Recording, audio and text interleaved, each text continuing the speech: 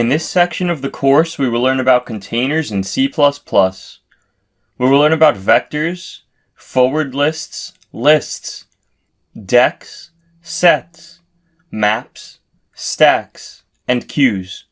Then we will recap key takeaways from this section of the course.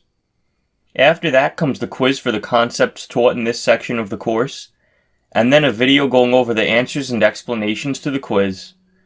By the end of this section of the course, you will understand how to work with containers in C++ programming.